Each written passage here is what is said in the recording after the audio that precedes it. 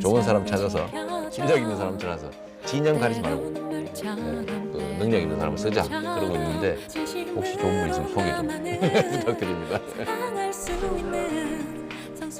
무슨 뭐 스승 이런 분들 좀 멀리 하시고요. 그 무속인들 이런 분들도 좀 멀리 하시고 왜냐하면 이게 진짜 위험합니다.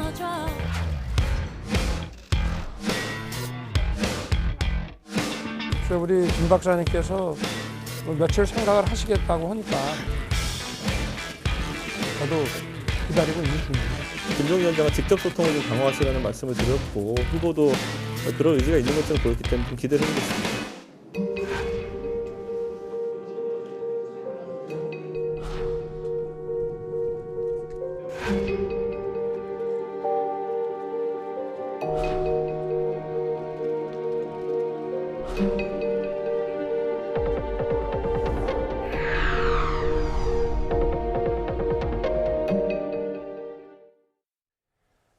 YTN과 리얼미터가 조사한 대선 여론조사, 배철호 리얼미터 수석전문연구위원, 그리고 이강윤 한국사회여론연구소장과 자세히 분석해보겠습니다. 안녕하세요.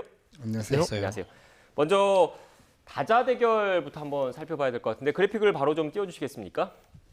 네, 위원님 일단 저희 조사에서는 윤석열 후보가 우위를 점하고 있긴 한데 격차가 좀 줄어든 것 같습니다. 이재명 후보와의 격차가. 근데 이번 조사를 보는 포인트는 지난 2주 전 윤석열 후보의 컨벤션 효과가 얼만큼 지속되고 있는지 그 여부와 이재명 후보죠. 이재명 후보는 이제 2030 대상으로 해서 연일 이렇게 정책 행보를 보여주고 있고 또 메타버스에서 지방선언을 하고 있고 또 선대위도 이제 후보 중심으로 이제 재편이 되었죠. 이제 과연 그 영향이 조사에 얼마만큼 나타나고 있느냐 이것을 보는 포인트인데 윤석열 후보는 지난 전 조사 대비 약보였고 이재명 후보는 이제 37% 나오면서 좀 추격의 시동을 걸었다. 뭐 그렇게 진단할 수 있겠습니다. 네, 소장님 제가 이 그래픽을 보면서 눈에 띄었던 게 지금 윤석열 후보는 44.4%에서 44.1%로 0.3%포인트가 하락을 해서 거의 좀 변화가 없는 상황이잖아요. 그렇죠. 그런데 상대적으로 이재명 후보가 34.6%에서 37%로 늘었습니다. 네. 이것만 놓고 봤을 때는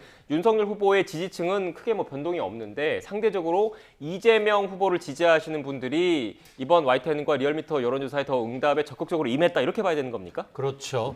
그게 가장 크고요. 네.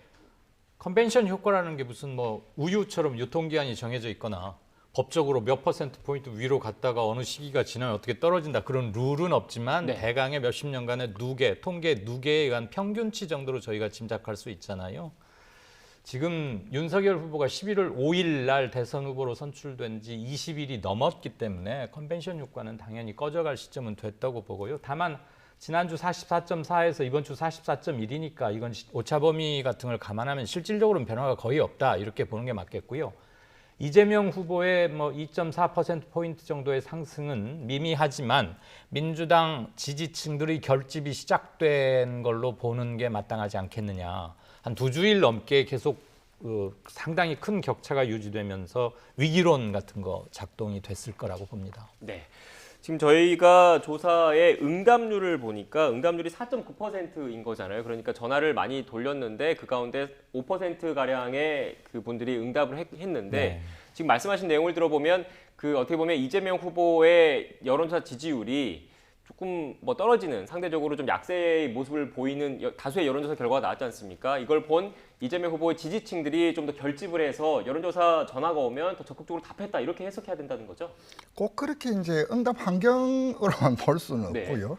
이제 그런 측면들이 있습니다. 이를테면은 이제 지금 11월 이제 중순 말 넘어가는데 12월 초까지 과연 그 의미 있는 수준의 어떤 접전 혹은 지표가 나오지 않으면 네. 12월 중순 넘어가면 고착화될 그런 우려, 그 위기감이 이제 민주당 지지층 내에서 좀 급속도로 작동했었고 이번 조사를 보면서 느꼈는데 이제 윤석열 후보 같은 경우는 더 벌려야 되는데 벌리지 못했고 네. 이재명 후보 입장에서는 여기서 더 밀리면 선거 자체가 굉장히 어려질 수 있는 그런 위기 국면까지도 왔습니다. 그래서 나름 추격의 시동을 걸면서 간격을 좁혔다. 좀 그렇게 좀 볼 수 있지 않나 그렇게 말씀드립니다. 네, 일단 뭐 전반적인 분석을 해주셨고 양자 대결을 했을 때는 어떻게 결과가 나왔는지 좀 다시 한번 띄워주시겠습니까? 네, 이재명 후보와 윤석열 후보의 양자 대결을 놓고 봤을 때 역시 추이는 좀 비슷합니다. 이재명 후보가 37%에서 39.3%로 늘었고 윤석열 후보는 50%에서 48.9%로 다소 줄었습니다. 이건 또 어떻게 해석해야 되겠습니까? 그 다자 대결과 마찬가지로 네. 그 양자 대결에서도 윤석열 후보는 이렇게 약보합 양상을 보였고 이재명 후보는 이제 강보합 보이면서 40선까지 좀 발짝 붙은 그런 모양새입니다. 네, 연령별로는 어떻게 나왔는지 연령별 지지율도 한번 좀 살펴보겠습니다. 네, 지금 보시는 것처럼 이른바 2030에서는 그 국민의힘 윤석열 후보가 이재명 후보보다 우위에 있었고 그리고 또 60대 이상에서도 윤석열 후보가 우위에 있었는데 40대와 50대에서는 이재명 후보가 또 강한 모습을 보였습니다. 네. 어떻게 해석해야 될까요? 최근 뭐 리얼미터가 제가 직접 조사한 기관은 아니고 조사 책임자 배 의원께서 나와 계시지만 최근 큰 흐름 트렌드는 크게 변하고 있는 것 같진 않아요. 다만 두 사람의 격차가 좀 좁혀진다는 것이고 40대가 이재명 후보가 전통적으로 매우 강해왔던 건 지난 초여름부터 쭉 일관된 현상이니까 그닥 새로울 건 없되 윤석열 후보가 선출된 직후부터 한 2, 3주 동안 10월 말부터 11월 중순까지 2, 3주 동안 계속되었던 흐름은 조금 그 강도는 약해지고 있다. 그리고 저는 50대에서 이재명 47.3, 윤석열 41.4라고 나왔는데요. 오차범위 상단에 걸쳐 있거나 살짝 벗어나 있죠. 50대에서 이재명으로 조금 더 쏠리기 시작하는 단초가 아닌가. 지금 이거 한 번만 가지고 말씀드리긴 뭐하지만 네. 이게 한 서너 주일 계속되면 그건 추세, 흐름으로 읽어주는 게 맞겠다는 생각이 들고요. 40세 미만에서는 윤석열 후보가 상대적으로 강세를 보이고 있습니다. 아마도 이것은 윤석열, 특히 이 연령층, 특히 30대 미만, 18살부터 29살까지에 포진된 이 세대 계층의 이 연령층에 계신 분들은 윤석열, 이재명에 대한 특별한 개인적인 불호라기보다는 이른바 내로남불, 이 촛불 정부에 좀 기대했으나 오히려 반대로 실망했던 그런 거에 대한 근본적인 배반감 또는 약간의 반감, 거스름 그런 것이 좀 더 작용을 한 게 아닐까. 이건 어떤 추정입니다. 네, 위원님 또 제가 또 질문을 드리고 싶은 게 지금 보시는 그래픽에서 40대와 50대는 전통적으로 민주당 지지 성향이 강한 세대로 좀 분류되어 왔지 않습니까? 그리고 60대 이상 고령층은 상대적으로 또 국민의힘 지지층이 많았었는데 지금 2030 세대는 어떻게 보면 부동층, 누구를 지지할지를 아직 마음을 잡지 못하는 세대라고 지금 다수의 여론조사 기관들이 분석을 했는데 그 국민의힘 경선 과정에서 홍준표 후보가 상대적으로 2030의 지지를 많이 받았었잖아요. 그런데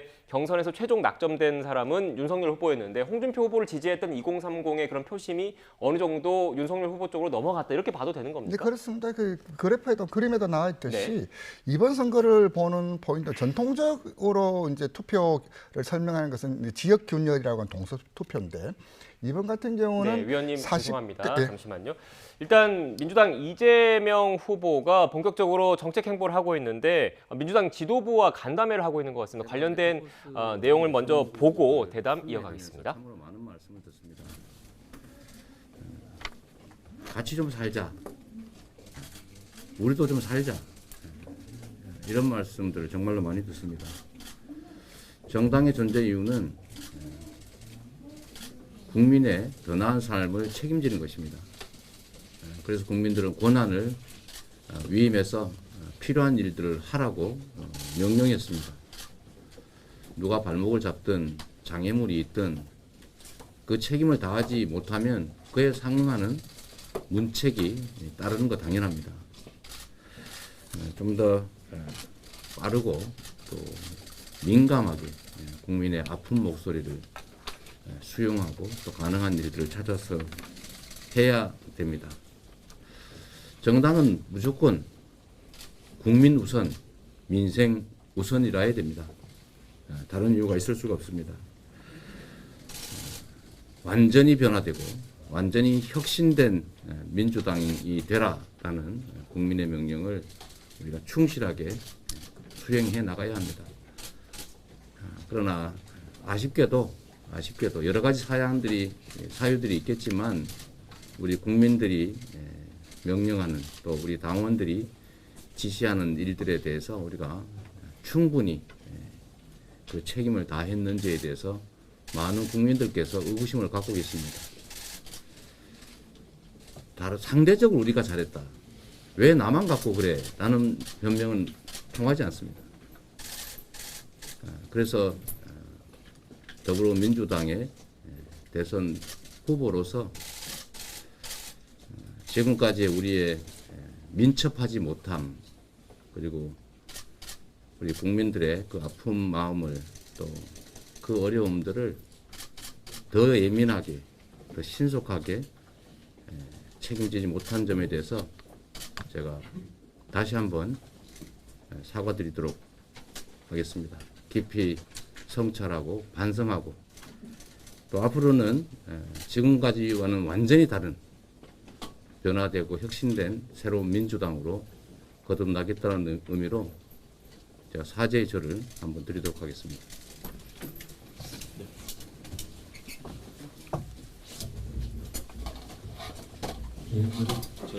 같이 일어나서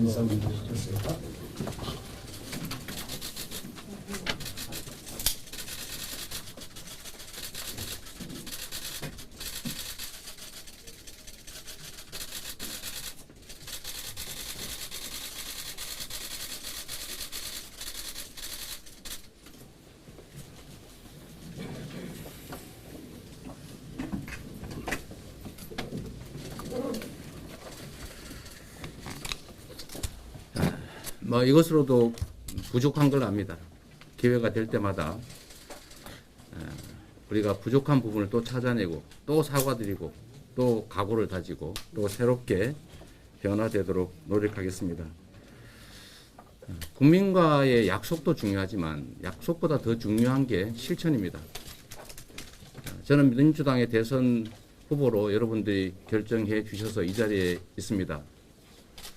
당선되면 뭘 하겠다 라는 말씀도 당연히 드리겠지만, 당선되기 전이라도 지금 현재 상태에서 우리가 할 수 있는 실천들을 과감하게 해냈으면 좋겠다는 생각이 듭니다. 약속보다 더 중요한 게 실천 아니겠습니까? 지금 할 수 있는 걸 나중으로 미룰 필요가 없습니다.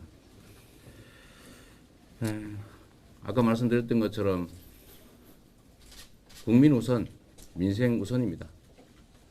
지금 민생을 해결하기 위해서 필요한 법안, 정책들을 이때까지도 노력하신 거 압니다. 우리 의원님들께서, 또 우리 당이 정말로 야당의 그 부당한 반대를 무릅쓰고 그걸 이겨내고 지금까지도 많은 성과를 낸 거 저도 압니다. 그러나 우리 국민들은 그 이상을 원하십니다.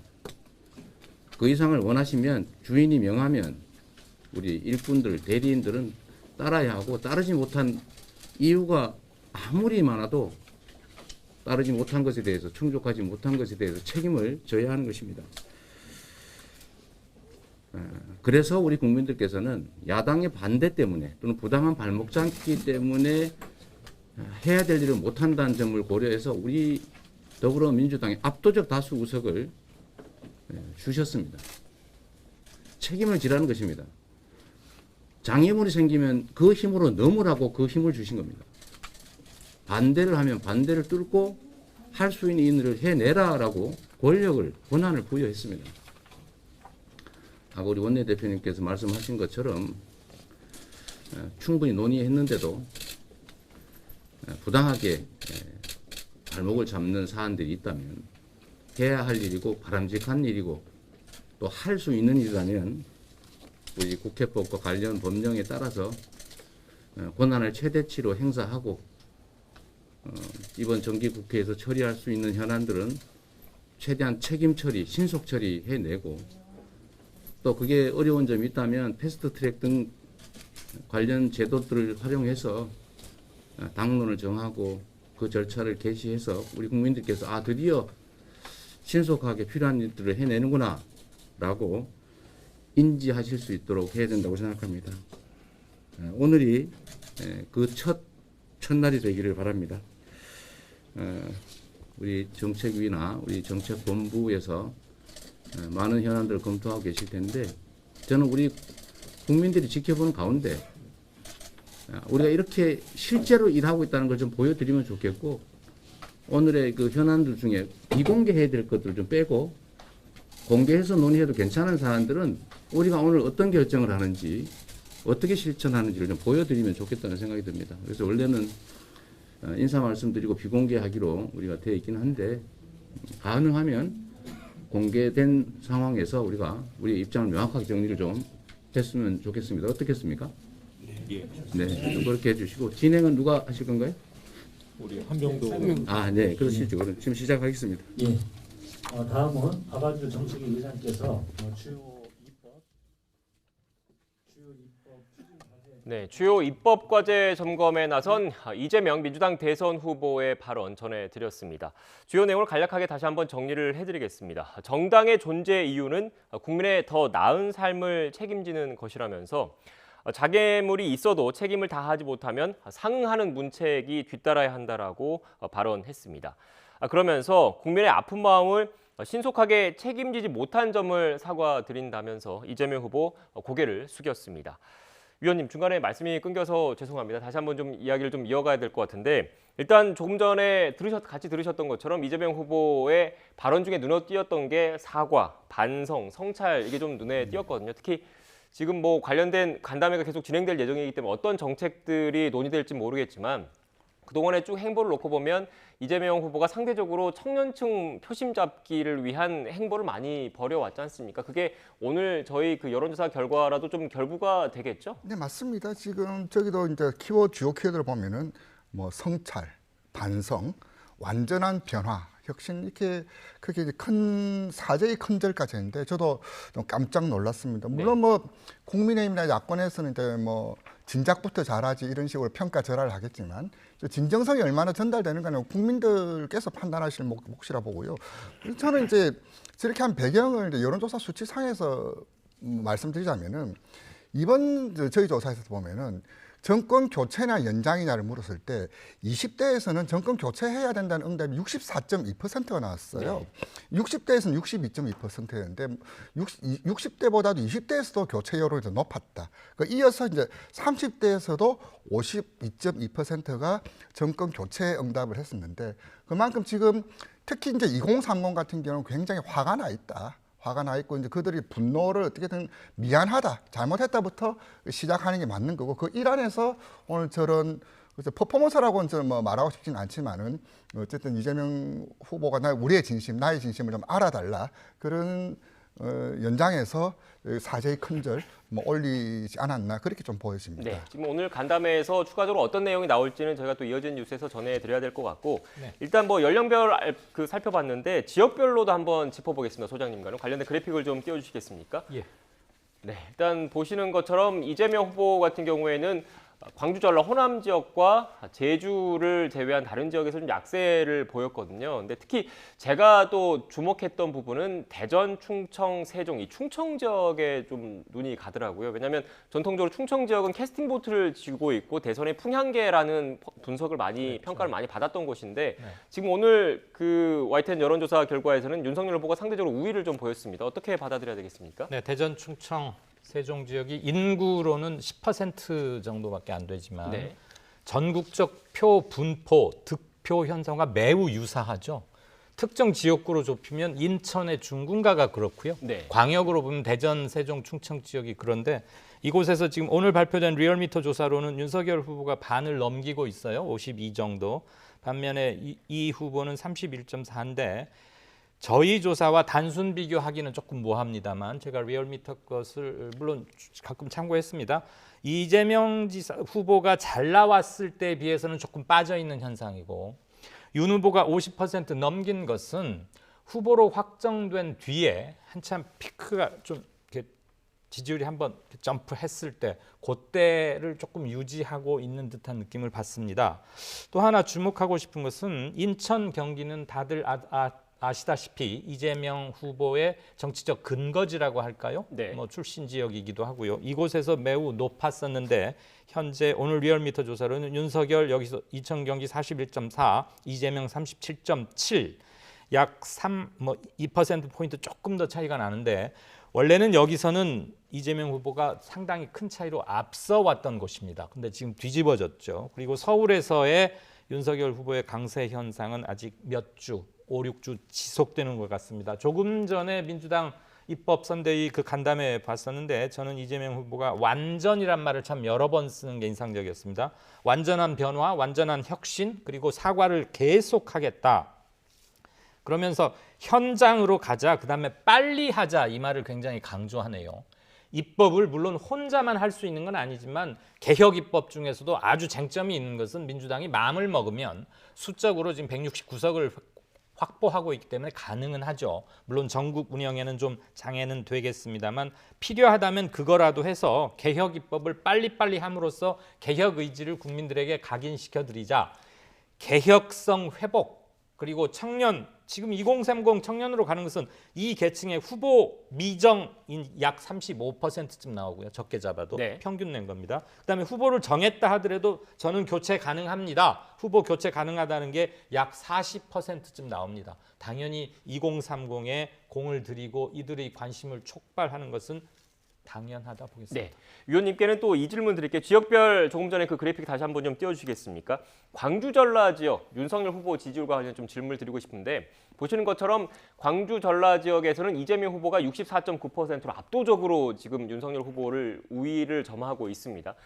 이 저희 조사가 월요일부터 화요일 이틀 동안 진행이 됐지 않습니까? 그래서 제가 궁금한 게 어제 윤석열 후보 같은 경우에 전두환 씨 사망 소식이 들린 이후에 오전에 처음에는 전직 대통령이니까 조문을 가야 되지 않겠느냐라는 취지로 얘기를 했다가 말을 번복을 했습니다. 조문 가지 않겠다고. 근데 이게 다 반영이 된 수치라고 볼 수 있습니까? 어떻습니까? 조문 건은 좀 부분적으로 좀 반영이 되었다라고 좀 부분적으로, 네. 보여지고요. 그래도 이제 문제는 이렇게 전두환 사망 이슈가 지역 균열, 지역적 요인보다는 저는 이념적인 청에서 영향력이 좀 더 크게 나타날 것이라 보고요. 지난번 그 전두환 옹호 발언 때도 중도층에서의 그 낙폭이 전체 하락을 주도했지만 보수층 내에서도 이건 아니다라는 의견이 있어서 그 하락폭을 더 키웠던 그런 요인인데요. 네, 특정 지역이 아니라 전반적으로 다 영향을 준다. 그렇죠. 이런 그건 이제 말씀이시죠? 지역적으로 투영되는 결과가 아니라 이념적으로 네. 이제 나타나는 전두환 이슈는 그렇게 나타났었는데 어제 윤석열 후보의 어떤 저는 만약 그 발언 지속됐다라면 지난번 전두환 옹호 발언까지 오버래핑 겹치면서 또 한 번 그 전두환 수렁으로 좀 빠져드는 건데 발 빠르게 좀 정리를 함으로써 조기 진화를 했었죠. 그래서 이제 그 데미지는 좀 최소화한 거 아니냐 그렇게 좀 보여집니다. 네, 이렇게 중간에 뭐 조문을 가야 되지 않겠느냐라는 취지로 얘기를 했다가 가지 않겠다고 바꾼 것도 아마 위원님께서 말씀하셨던 것처럼 여러 참모들의 이런 그 의견들이 좀 반영이 되지 않았을까라는 분석도 해보고요. 다른 이슈도 좀 살펴보겠습니다. 일단 최근 지금 앞서 저희가 그 뉴스 앤 이슈 일부에서 윤석열 후보의 발언도 좀 전해드렸는데 지금 국민의힘 내부가 선대위 구성을 놓고 여러 말들이 좀 오가고 있지 않습니까? 관련된 녹취가 있는데 녹취를 먼저 듣고 오겠습니다. 선대위 합류를 이제 최종적으로 안 하겠다 혹은 보류하겠다 이런 뜻으로 읽어도 될까요? 아니 나는 뭐 더 이상 그렇게 복잡하게 얘기할 게 없이 내가 이제 일상으로 돌아가겠다면은 일상으로 돌아갔다고 그게 받아들이면 되는 거지. 더 이상 뭐 달리 해석을 하려고 하지 말아요. 총괄 선대위원장 직에는 확실히 선을 긋는다고 저희가 보면 될까요? 아니 근데 충분히 어저께서부터 얘기를 했는데 그거를 나한테 무슨 뭐 구체적으로 물어볼 게 뭐가 있어. 선대위에 김종인 전 위원장 합류가 사실상 물 건너간 건 아니냐는 관측이 많은데 어떻게 보시는지. 우리 김 박사님께서 뭐 며칠 생각을 하시겠다고 하니까 저도 기다리고 있는 중입니다. 네, 앞선 저희 뉴스에서 그 전해드릴 때 윤석열 후보의 발언은 권성동 의원, 그러니까 윤석열 후보의 최측근인 권성동 의원이 지금 김종인 전 위원장을 만나러 갔다는 것까지는 윤석열 후보가 확인을 해줬습니다. 그런데 어떤 내용들이 오갔는지까지는 좀 추가적으로 좀 취재가 좀 필요할 것 같은데 김종인 전 위원장이 마음을 돌릴까요? 어떻습니까? 정말 예측하기 어려운데요. 2012년에 네. 김종인 전 비대위원장이 박근혜 후보 캠프에 참여합니다. 국민행복위원회라는 것이에요. 경제민주화를 박근혜 후보가 당시 높이 샀고 그런데 결국은 경제정책, 특히 세금 뭐 이런 것들 가지고 나중에 불협화음이 있다가 그곳을 나옵니다. 끝까지 가지 않죠. 물론 그때 당선은 박근혜 후보였습니다. 그런 전례가 있긴 합니다. 윤석열 후보가요. 선대위의 최고 책임자는 원톱, 전권 이런 거를 김종인 비대위원장이 계속 얘기를 하지만 선대위 최고 책임자는 나 윤석열이다. 이런 생각이 상당히 강한 게 아닌가 싶습니다. 결국 최종적인 책임은 나에게 있고 윤석열의 이름으로 윤석열의 얼굴로 치르는 대선이니까 이러이러한 부분 일테면 김병준, 김한길, 뭐 두 김씨 이런 얘기도 나왔고요. 장제원 비서실장 뭐 본인은 이제 그만두고 했지만 그리고 지금 메신저 역할을 하고 있는 권성동 비서실장 중용하는 것도 그렇고 그래서 납작 다시 엎드려서 제발 와주십시오. 읍소 같은 건 하지 않을 것 같고요. 김종인 위원장이 전 비대위원장이 그렇게 뭐 호락호락하거나 타이밍을 기회를 봐서 어떻게든 꼬투리를 잡아서 돌아가려고 하는 의지가 그렇게도 강한 것 같진 않다면 없이도 일단은 출발할 수 있지 않을까. 나중에 무슨 모멘텀이 한 번 더 주어지면 다시 한번 접점이 생길지는 모르지만 지금 어느 한쪽에서 자세를 급히 낮춰가면서 이러지는 않을 수도 있겠다는 생각이 좀 더 듭니다. 네. 저는 이제 좀 다른 시각인데요. 이럴 때 없이도 출발한다. 저기 이제 개문발차도 불사한다.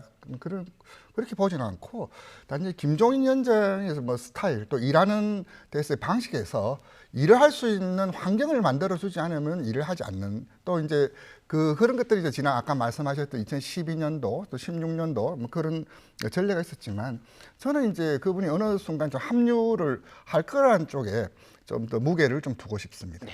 일단 뭐 윤석열 후보의 최측근인 권성동 의원이 만났다고 하니까 뭐 극적 타결이 될 수도 있는 거고 예. 또 아니면 뭐 말씀하신 대로 그냥 그 출발할 수도 있는 거니까요. 그 내용을 좀 지켜봐야 될 것 같습니다. 잔인한 질문이었습니다. 네, 알겠습니다. 그리고 일단 뭐 쭉 그동안 저희가 여론조사 결과를 전해드렸던 것처럼 민주당 역시 외연 확장, 중도 표심을 잡기 위해서 지금 노력을 하고 있고 좀 앞서 전해드린 것처럼 정책 간담회도 이렇게 좀 열고 있는데 이 외연 확장과 관련해서 이른바 조국 사태에 대해서 이재명 후보가 YTN 출연해서 이런 얘기를 했습니다. 관련된 녹취를 듣고 오겠습니다. 근데 그 조국의 강은 아직도 다 마르지 않았습니까? 건너긴 건너야 되는군요. 똑같은 행위에 대한 책임도 권한이 있을 때는 더 크게 지는 겁니다. 그게 이제 책임이죠. 저는 물론 최종적인 결론은 사법적 판단이 남아 있기 때문에 뭐 유보를 해야 되겠지만 이 잘못이 확인이 되면 충분히 당연히 책임을 져야 됩니다. 예를 들면 윤석열 후보의 경우는 사실 가족의 비리 혐의는 사실 조국 장관이 비교할 바가 안 됩니다. 저도 참 많이 당하는 거고 지금 최근 수사에서도 똑같이 당하고 있는데 물론 정도는 좀 덜해지긴 했습니다만 이게 수사를 하는 건지 마녀 사냥을 하는 건지 피의 사실 공표로 또는 명예훼손 행위를 통해서 정치 행위를 하는 건지 알 수 없는 그 행태들을 많이 느끼고 있습니다. 네, 이재명 후보, 조국 전 장관이 잘못이 있으면 당연히 책임져야 된다라는 취지로 얘기를 했는데 이른바 조국의 강을 건너겠다라는 의미입니까? 어떻게 받아들여야 됩니까? 예, 굉장히 어제 저도 YTN에서 봤습니다. 네. 답변하는 이재명 후보로서는 굉장히 힘들고 조심스럽고 그렇지만 무언가 스탠스를 취해야 한다는 생각을 오래전에 해왔을 겁니다. 네. 아시다시피 민주당 핵심 지지층에서는 조국은 억울한 수사를 당했고 잘못한 것 위해서 너무나 많은 탄압과 멸문지화를 입었기 때문에 이 문제를 발언하기가 참 애매한 부분이 있습니다. 그런데 이 점도 아마 고려를 한 것 같아요. 조국의 강을 건너야 되는 거 아니냐. 핵심 지위에 있었던 사람은 좀 더 큰 책임을 진다. 이 말은 과연 아무 문제 없이 공정합니까? 공정했습니까? 촛불 정부는 이 질문에 이재명 후보는 답해야 하는 때가 됐다고 생각했을 겁니다. 이것을 혹자가 차별화라고 말씀하실 수도 있을지는 모르겠습니다만은 저는 그 표현엔 동의는 하지 않고요. 관점에 따라서 그렇게 볼 수야 있겠죠. 적어도 아까도 잠시 연령별 지지율 표에서도 확인이 됐지만 2030에서 특히 윤석열 후보가 객관적으로 봐서 이재명 후보보다 꽤 앞서야 할 이유를 잘 찾기는 쉽지 않습니다. 그런데도 불구하고 이 차이가 몇 개월째 지속되는 것 중에 하나는 내로남불과 과연 공정했는가에 대한 질문을 끊임없이 하고 있는 겁니다. 이재명 후보는 답해야 한다고 느꼈을 것이고요. 그중에 가장 상징성이 큰 곳 그리고 파급력이 큰 곳 분명한 자신의 입장을 밝혀야 할 곳이 조국 이라고 판단했을 겁니다. 네. 저는 이제 그런 뭐 맥락도 있지만 또 다른 측면에서 보자면은 지금 열린민주당과의 합당의 시점, 네. 그 배경에서 좀 맥락을 찾고 싶은데요. 왜냐하면 그 이른바 언론 용어로 강성 친문이라고 하는 열린민주당이 합당이 되면 결국 조국 문제가 재론될 수밖에 없거든요. 그랬을 때 사전적으로 미리 분명한 입장을 밝힘으로써 더 이상 소모적으로 이 논쟁하지 말자. 그런 천명한 성격이다. 그런 점에서 좀 이유를 좀 찾고 싶습니다. 네. 그러니까 두 분 말씀을 좀 종합을 해보면 결국 이재명 후보 그리고 민주당 입장에서는 핵심 지지층을 먼저 확보를 하고 확고히 다지고 나서 중도로 외연을 확장을 할 것이냐 아니면 중도 외연 확장이 우선이다. 이게 어떤 게 우선인지를 놓고 지금 그 고민을 하는 시점인 것 같은데 관련해서 저희가 여론조사를 좀 했습니다. 그래픽이 있는데 좀 보여주시겠습니까? 네, 민주당과 열린민주당 합당이 지금 추진이 되고 있는데 관련해서 대선에 영향을 줄 것인지 안 줄 것인지 물었더니 영향을 미치지 못할 것이다라는 응답이 54%로 과반이었습니다. 어떤 의미가 있습니까? 이 이슈를 보는 관전 포인트는 그 진영 내의 응집력과 반대 진영의 어떤 반발력 이 두 가지 측면에서 봐야 될 것 같은데 네. 반발력은 당연히 저렇게 나오는데 문제는 진영 내에서의 응집력도 그다지 이제 저는 한 60% 선을 넘어야지 나름 그 효과가 있지 않느냐인데 진영 내 응집력도 그렇게 높게 나타나지는 않았어요. 이게 아직까지 좀 더 지켜볼 사안 아니냐. 진영 내에서 좀 더 그렇게 좀 태도를 좀 보이는 것으로 보여집니다. 네, 소장님께서 어떻게 보세요? 저는 네. 열린민주당 합당 영향을 54%쯤이 별로 영향 미치지 못할 것이라고 대답했는데요. 오차범위 감안하면 뭐 최상으로는 60까지 튈 수도 있긴 합니다. 네. 그 숫자보다 더 중요한 건 열린민주당이 집권 여당, 범진보 그룹, 개혁 그룹에서 차지하는 비중이 더 중요하지 않을까 그쪽을 좀 더 보고 싶은데요. 우선 당원 숫자 또는 뭐 의석은 조금 제쳐둔다 하더라도 상대적으로 친문 강성이라고 생각되는 분들이 많이 포진해 있는 것은 사실이지만 그 숫자나 영향력이 몸통을 이끌고 갈 만큼의 대단한 건 아니다. 그런 점에서 그리고 국민들 정서의 결도 저 표에 상당히 많이 반영이 돼 있다고 봅니다. 저렇게 느끼는 게 저는 제대로 된 뭐 반영이 아닐까 싶고요. 열민주당과 플러스 마이너스 효과가 크지는 않을 것이다. 어떻게 되더라도 그런 생각. 네, 정책과 관련된 얘기도 해봐야 될 것 같은데 지금 이재명 후보 물론 이제 앞으로 정책이 더 나오겠지만 현재까지 나온 걸로 봤을 때 이재명 후보의 대표적인 정책은 우리나라 국토 토지에다가 세금을 부과하는 국토보유세에 관련된 내용입니다. 지금 보시는 것처럼 국토보유세 추진에 대해서 적절하지 않다라고 생각하는 사람이 55%를 차지했고요. 적절하다고 생각하는 사람은 36.4%였습니다. 윤석열 후보 같은 경우에는 종합부동산세 개편 문제를 꺼내들었습니다. 뭐 1세대 1주택자라든지 아니면 뭐 세율이라든지 이런 부분을 좀 완화하겠다는 취지로 얘기했는데 여기에 대해서 질문을 했더니 종부세 개편은 적절하다라고 응답한 사람이 과반을 차지를 했습니다. 어떻게 봐야 되겠습니까? 그 종부세 이슈는 이제 월화 이틀 동안 기재부가 연속해서 브리핑 나설 정도로 네. 지금 이제 현재 진행형인 이슈고요. 이제 부동산 관련해서는 이번 선거에서 핵심 요인으로 뭐 작용할 것이라는 건 이미 예고된 사안인데 문제는 여기서 보면은 30대에서의 반응이 다른 연령대보다도 훨씬 더 보수적이고 완고하다. 그런 점. 또 하나가 이제 서울, 경기, 수도권이 아무래도 부동산 이슈가 터지면 가장 민감하게 반응하는 지역이거든요. 보면은 종부세 보면은 대상자 기준으로 보면 80%, 세액 기준으로는 70%가 수도권에 몰려 있는데 지금 이제 부동산과 관련해서는 한 축으로는 공급책, 한 축으로는 과열 시장을 좀 진정시키는 완화책이 동시에 이제 지금 투 트랙으로 양 후보 모두 그렇게 벌어지고 있고 윤석열 후보도 1호 공약이 이제 청년 부동산 공약이었어요.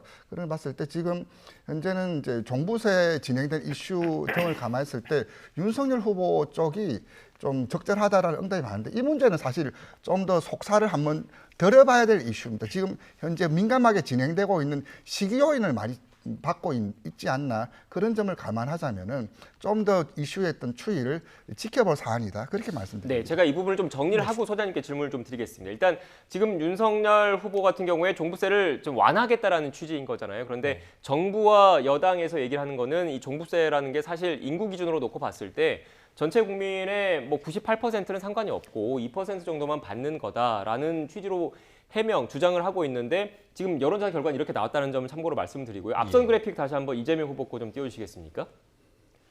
네, 이재명 후보 같은 경우에 세금은 새로 신설해서 부과를 하는데 반대로 지금 이거는 적절하지 않다는 의견이 높게 나왔는데 이재명 후보의 입장은 그 세금은 부과를 하지만 거기서 확보한 재원으로 그 전 국민 기본소득을 지원을 하겠다. 그래서 대다수 국민은 영향을 받지 않을 것이다라는 주장을 펴고 있는데 또 결과는 이렇게 나왔습니다. 결국 지금 뭐 어떻게 보면 그 정책에 대한 홍보, 정책에 대한 인지도 자체가 일반 국민에게 많이 투영이 안 됐다. 이렇게도 봐도 되는 겁니까? 100% 동의합니다. 네. 그 말씀에. 우선 국토보유세는 이재명 후보 측의 대국민 설명이나 홍보가 상당히 부족했고 네. 그래서 국민들의 정확한 이해도가 아직은 꽤 낮다.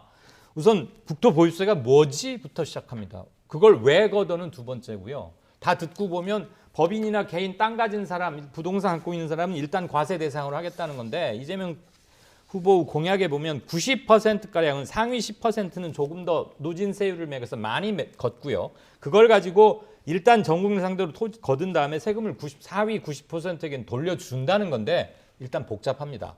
세금은 간단할수록 좋거든요. 길게 설명해야 되면 사람들 집중도가 떨어져요. 그다음에 선거에서 일단 새로운 세목, 없던 세목이 하나 늘어난다고 하면 기본적으로는 살짝 위축되는 점도 있습니다. 돈을 더 걷어간다. 그렇죠. 네. 실은 자세히 듣고 보면 일단 걷어갔다가 다시 돌려받는 게 훨씬 큰데 복잡할수록 이해하는 데 시간이 더 걸리겠죠. 이 점은 아마 이 후보 캠프에서도 많이 신경을 써야 될 대목 같아요. 네. 위원님께서 이런 분석에 어떻게 동의하십니까? 네, 맞습니다. 뭐 조세 저항에 대한 반발이라기보다는 그러니까 정책 이해도 또 이제 특히 새로 이제 세목을 신설하고자 했을 때는 그 배경과 취지가 좀 충분히 전달돼야 되는데 네. 그런 측면도 이번 여론조사에 좀 반영되지 않았나 그렇게 보여집니다. 네, 알겠습니다. 앞으로 뭐 국민의힘도 선대위가 다 꾸려지고 나면 본격적인 정책 경쟁이 펼쳐질 것 같으니까요. 앞으로 이 정책 홍보 그리고 정책 경쟁도 어떻게 진행이 될지 유심히 지켜봐야 할 것 같습니다. 지금까지 배철호 리얼미터 수석 전문 연구위원 이강윤 한국사회 여론연구소장과 대선 정국과 관련된 이야기 나눴습니다. 오늘 말씀 고맙습니다. 네, 감사합니다.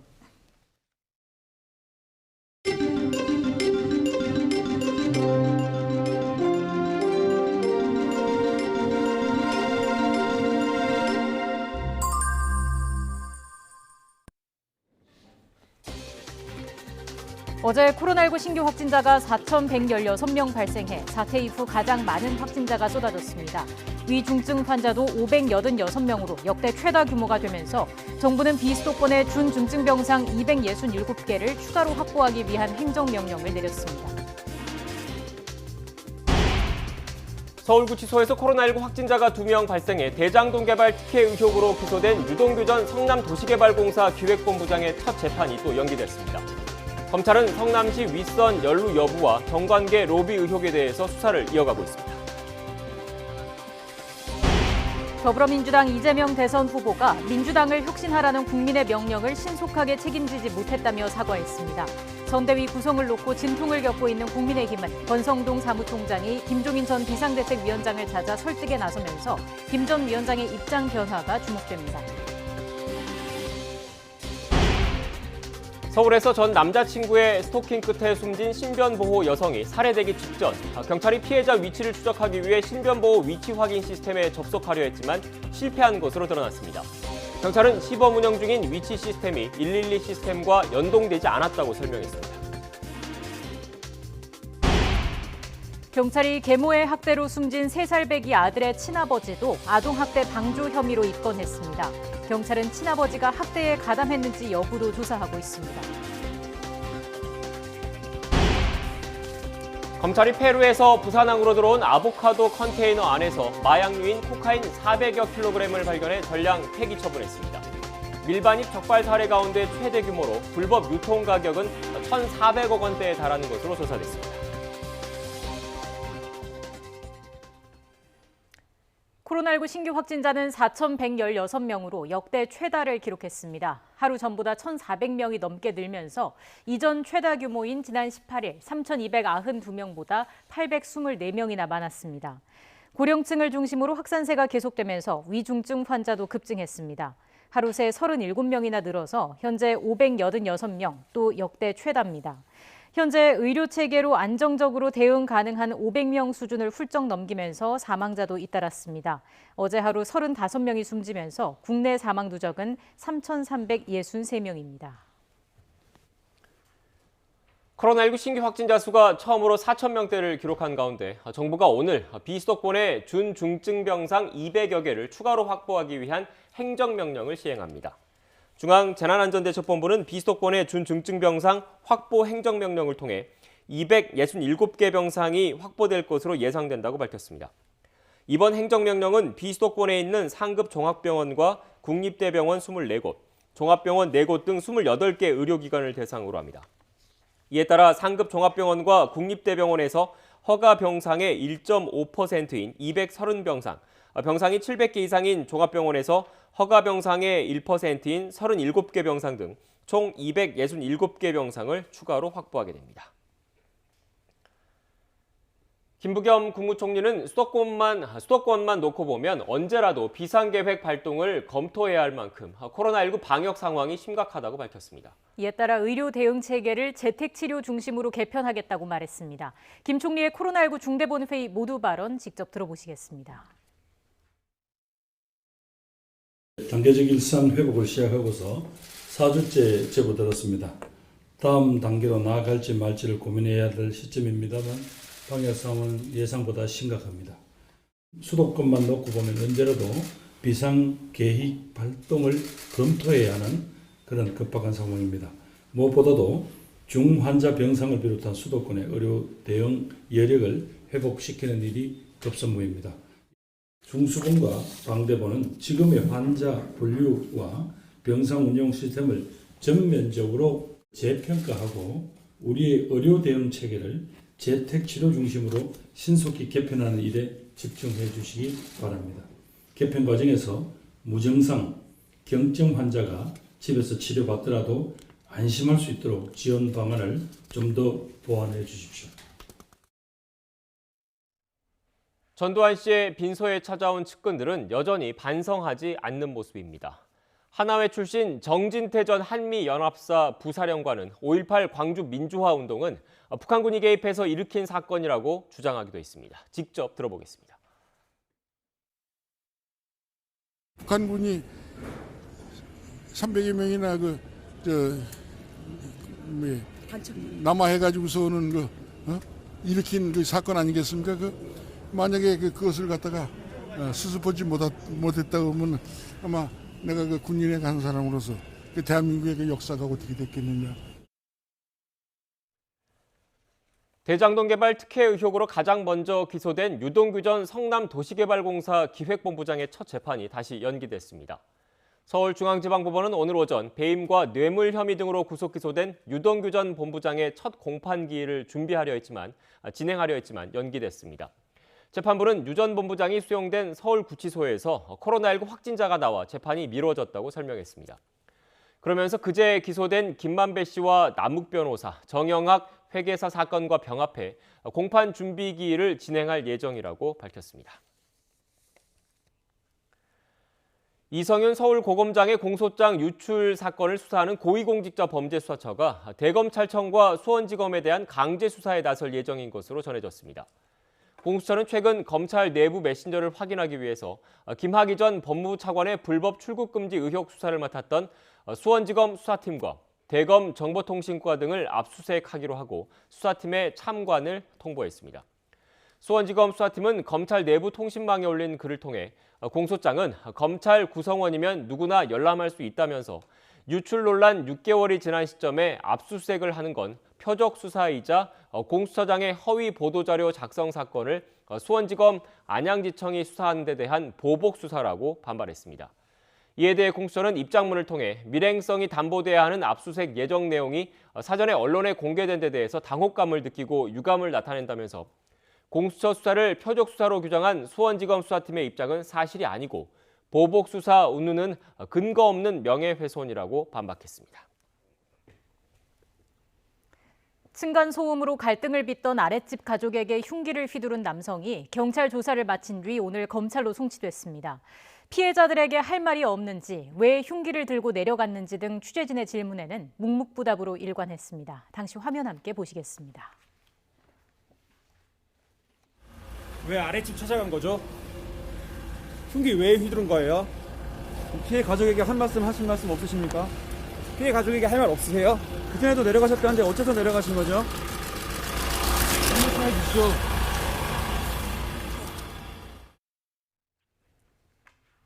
서울경찰청이 의붓 어머니의 학대로 숨진 3살배기 아들의 친아버지 A씨를 아동학대 방조 혐의로 입건해 수사하고 있습니다. 경찰 관계자는 A씨의 혐의점을 발견한 건 아니라면서도 수사 절차상 편의를 위해 입건했다고 설명했습니다. 또 A씨의 방조 혐의와 함께 아동학대에 가담했는지도 조사하고 있다고 덧붙였습니다. 해외에서 사이버 도박장을 운영한 기업형 범죄단체 조직원들이 무더기로 경찰에 붙잡혔습니다.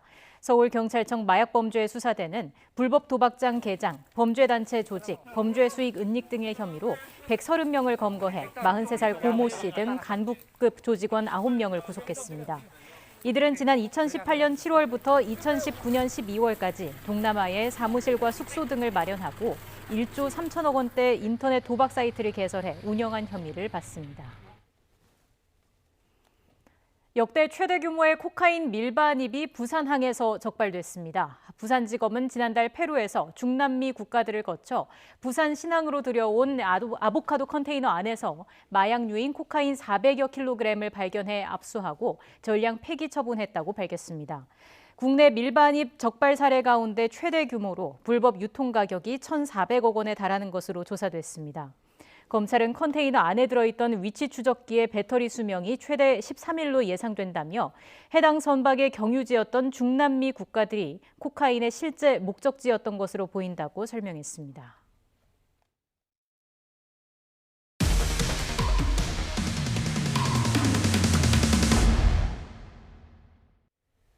얼마 전 경찰의 신변보호를 받던 여성이 스토킹 남성에게 무참히 살해당하면서 경찰 대응을 비판하는 목소리가 크죠. 그렇습니다. YTN 취재 결과 피해 여성의 보호를 담당했던 경찰이 범행 불과 나흘 전에는 베스트 전담 경찰로 선발돼 경찰청장 표창까지 받은 것으로 드러났습니다. 황보혜경 기자가 단독 보도합니다.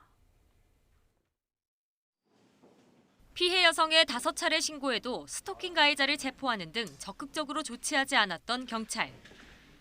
지난 19일 또다시 집으로 찾아온 남성을 발견한 피해 여성이 스마트워치를 눌러 1차 신고했지만 경찰은 엉뚱한 곳을 수색해 논란이 일었습니다. 당시 스마트워치 위치값만 믿고 피해자 집에서 500m 떨어진 지점으로 향했던 경찰은 2차 신고가 접수될 때쯤에서야 집으로 출동해야 한다고 판단했고 현장에 도착했을 땐 이미 범행이 저질러진 뒤였습니다. 순찰대가 바로 집으로 향했다면 살인을 막았을 수도 있는 대목입니다. 그런데 YTN 취재 결과 생전 피해자의 신변 보호를 담당했던 경찰은 불과 범행 나흘 전인 지난 15일 베스트 피해자 전담 경찰관으로 선발돼 경찰청장 표창까지 받은 거로 드러났습니다. 선발된 3명 가운데서도 가장 높은 점수를 받은 거로 알려졌습니다. 게다가 담당 경찰서인 서울 중부경찰서장은 경찰청 여성대상 범죄 수사과장 출신으로 경찰청 112 운영계장과 서울청 112 종합상황실 팀장을 역임한 소위 112 전문가로 알려져 있습니다. 신변보호 최우수 전담 경찰관에다 여성대상 범죄와 112 전문 경찰서장까지 있었지만 스토킹 살인을 막는 데는 역부족이었던 셈입니다. 경찰 내부에서도 자성의 목소리가 나오는 가운데 범죄 예방 시스템과 관련해 대대적인 개선이 필요하다는 목소리가 커지고 있습니다. YTN 황보혜경입니다. 신변보호 여성이 스토킹 남성에게 살해되기 직전에 경찰이 피해자 위치를 추적하기 위해서 신변보호 위치 확인 시스템에 접속하려 했지만 보안 문제로 실패한 것으로 드러났습니다. 서울경찰청 112 상황실은 사건 당일 피해자가 스마트워치로 신고를 보내자 지난달 말부터 시범 운영 중인 신변보호 위치 확인 시스템에 접속을 시도했다고 설명했습니다. 하지만 내부망인 112 시스템과 외부 통신망인 신변보호 위치 확인 시스템이 제대로 연동되지 않아서 접속에 실패했다고 덧붙였습니다. 경찰서 공사비리 정황을 발견해서 예산을 아낀 경찰관이 부당하게 수사를 받고 비리와 갑질 경찰관으로 지목돼서 강등까지 된 사건, YTN이 전해드리고 있습니다. 검찰과 국가인권위원회가 해당 사건에 대한 수사와 정식 조사에 착수했습니다. 차상은 기자의 단독 보도입니다. 울산 남부경찰서에서 경무과장으로 근무했던 A씨가 제기한 경찰 내부의 공사비리 의혹 등에 대해 검찰이 수사에 착수했습니다. A씨가 내 고소장을 접수한 울산지검은 공공부패전담부에 사건을 배당하고 최근 A씨를 불러 고소인 조사를 진행했습니다. A씨는 일부 업체들이 경찰서 시설 공사를 독점하다시피 해 부실 허위 공사로 예산이 낭비되고 있음을 발견했다며 관련자 처벌을 요청했습니다. 또 자신이 공사업체와 유착됐다는 의혹은 사실이 아니라는 게 앞선 검찰 수사에서 드러났다며 거짓 투서한 직원들에 대한 수사도 필요하다고 주장했습니다. 한 번도 그 직원들한테 뭐 폭언이라면 우리가 상식적으로 뭐 과음을 친다든지 욕설을 한다든지 뭐 반말을 하는 걸 알고 있고 그런 적이 한 번도 없는데 인정해라니까. 그 저는 답답함 이제. 검찰은 조만간 사건 관련자들을 불러 조사한 뒤 혐의 적용 여부를 결정할 계획인 것으로 알려졌습니다. 국가인권위원회도 조사에 착수했습니다. 비리와 갑질 경찰관으로 몰린 A씨가 경찰 조사를 받는 과정에서 부당한 대우를 받거나 인격 침해를 겪었다고 볼 여지가 있다는 겁니다. 앞서 울산경찰청은 A씨가 업무 협약을 맺은 헬스장으로부터 무료 이용권을 받아 직원들에게 나눠준 건 청탁금지법 위반이고 직원들에게 이른바 갑질을 했다는 신고 내용도 사실이라고 보고 강등이라는 중징계를 내렸습니다. 징계 소청 절차를 진행 중인 A씨는 이번 사건을 통해 경찰의 예산 집행 문제점이 바로 잡히기를 바란다고 말했습니다. 직원들의 뭉인 내지는 일부 업체에 뭐 사기 행위라면 이번 기계로 돼서 정확하게 시스템적으로 정착이 돼서 누구 어느 제3자가 보더라도 한치 의혹도 없이 정확하게 예산이 집행되는 계기가 됐으면 좋겠습니다. YTN 차상입니다. 인천 층간소음 흉기난동 사건에서 피해자를 두고 여성 경찰관이 현장을 이탈했다는 사실이 드러나자 또다시 여경 무용론이 불거졌습니다. 하지만 전문가들은 한 목소리로 현장 대응 능력과 훈련의 문제이지 젠더 문제로 봐서는 안 된다고 지적했습니다. 신준명 기자입니다. 지난 15일 인천 서창동 다세대 주택에서 발생한 층간소음 흉기 난동 사건. 피해자가 습격을 받는 상황에서 여성 경찰관이 지원을 요청하겠다며 현장을 이탈한 사실이 드러났습니다. 그러자 여경을 왜 채용하는지 모르겠다. 경찰관이 흉기가 무서워 도망간다면 그 일을 접어야 한다 등 비판 여론이 쏟아졌고 경기 양평 흉기난동 제압 현장에서도 여경이 소극적인 태도를 보였다는 주장까지 가세했습니다. 경찰의 잇따른 현장 대응 미숙이 여경 무용론에 불을 붙인 겁니다. 하지만 전문가들은 남경과 여경, 즉 젠더 문제가 아니라 경찰이 현장 매뉴얼에 따라 대응했는지를 살펴봐야 한다고 지적합니다. 남자 경찰관이 여자 경찰관이 이게 중요한 게 아니고 사회 안전을 위해서 최선을 다하는 과연 전문가로서의 그 능력을 발휘했는지 아닌지 이걸 갖다가 판단을 하는 게 필요하다고 생각하고요. 경찰 물리력 행사 기준에 따르면 인천 층간소음 흉기 난동의 경우 치명적 공격에 해당해 경찰은 최대 권총까지 사용할 수 있습니다. 하지만 당시 현장에 출동했던 여성 경찰은 3단봉과 테이저건을, 남성 경찰은 권총까지 소지했음에도 둘 다 정당한 물리력을 행사하지 않았습니다. 특히 남성 경찰은 당시 피해자의 비명을 듣고 3층 거주자와 함께 건물 내부에 진입했지만 뛰어내려온 여경을 1층 계단에서 만나 함께 건물 밖으로 이탈한 것으로도 드러났습니다. 성별의 문제가 아니라 경찰 전반에 퍼진 훈련 부족과 판단 미숙의 문제로 볼 여지가 큰 이유입니다.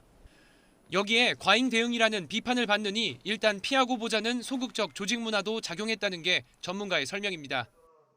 현장에서의 즉흥적 판단 자체도 미숙한 것이 가장 큰 문제였고 적극적으로 대처해서 공권력, 물리력을 사용하기보다는 피하려고 했던 조직 문화, 회피적, 수동적 문화가 재점화된 여경 무용론과 함께 경찰에 대한 신뢰는 바닥으로 추락한 상황.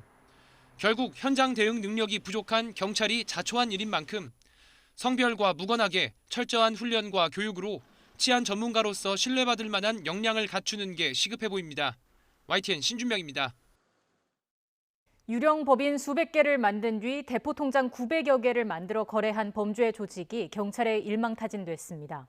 대전경찰청은 범죄단체 조직 등의 혐의로 117명을 붙잡아 총책 A씨 등 13명을 구속했다고 밝혔습니다. A씨 등은 최근 2년 동안 지인 등을 모집해 390여 개의 유령 법인을 설립하고 법인 통장 950여 개를 개설한 것으로 조사됐습니다. 올해 골프용품 수입액이 6억 달러를 넘어 역대 최대치를 기록했습니다. 관세청은 올해 10월까지 골프용품 수입액이 지난해 같은 기간보다 29.3% 늘어난 6억 100만 달러로 집계됐다고 밝혔습니다. 품목별로 보면 골프채 수입이 64.7%로 가장 많았고 이어 골프제 부품이 14.5%, 골프공 14%, 골프 장갑 3.8% 순이었습니다. 자동차가 절실하게 필요한 여러 사회복지시설에 경승용차 49대가 전달됐습니다.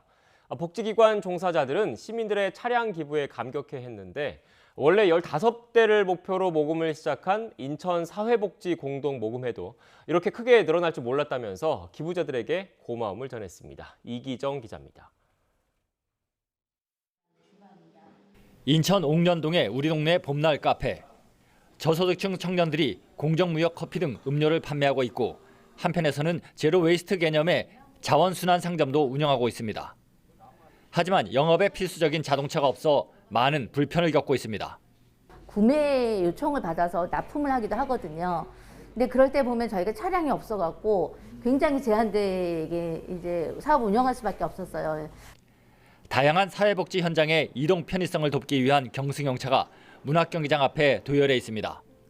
인천사회복지 공동모금회가 지난 6월부터 시작한 차량 지원 모금 사업으로 구매한 자동차입니다. 원래 15대가 목표였지만 시민과 기업들의 기부가 이어지면서 6억 9천만 원 규모, 목표를 훨씬 넘어서는 49대의 차량이 마련됐습니다. 이 차량을 가지시고 힘든 어르신이나 장애인을 위한 서비스 제공에 함께 전념해 주시기를 간곡히 부탁드리고 장애인과 아동시설 그리고 학대받는 노인 쉼터 등에서 모인 복지사들은 인도받을 차량 옆에서 설레는 표정이 역력합니다. 개인 기부 1호를 기록한 박남춘 시장도 경찰을 인도받아 출발하는 차량 행렬을 향해 덕담과 당부를 건넸습니다. 예, 우리 어려운 분들 잘 살펴주세요.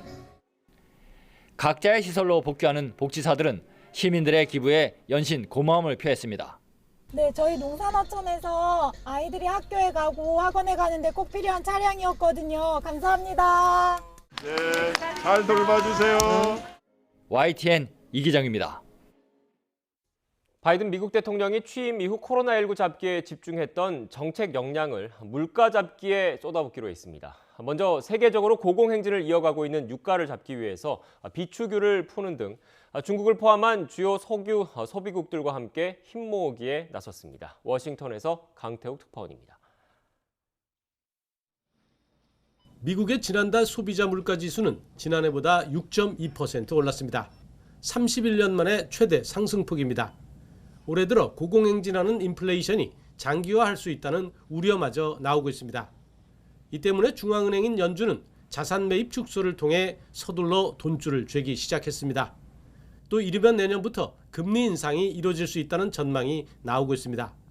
바이든 대통령의 최근 지지율 하락도 이 같은 국민 생활과 직결된 물가 탓이란 분석이 많습니다. 미국인들에게는 물가 중에서도 가장 예민한 분야가 자동차 기름값입니다. High gas prices. This is a problem, not just here in the United States, but around the world. The price of gasoline has reached record levels recently in Europe and in Asia. 이를 위해 갈등을 겪고 있는 중국과도 손을 잡았습니다. 주요 석유 소비국들인 우리나라를 포함해 중국, 일본, 인도 등과 함께 비축유를 풀기로 한 겁니다. 미국은 5천만 배럴을 방출하기로 했습니다. So today I'm announcing that the largest ever release from the U.S. Strategic Petroleum Reserve to help provide the supply we need as we recover from this pandemic. 바이든 대통령은 또 정유회사의 담합 등 가격을 올리는 불법 행태에 대한 조사도 지시했습니다. 미국의 휘발유 값은 7년 만에 최고치를 이어가고 있습니다. 바이든 정부가 시민들의 불만이 팽배한 기름값을 시작으로 물가를 잡고 지지율 반등까지 얻어낼 수 있을지 관심입니다. 워싱턴에서 YTN 강태욱입니다.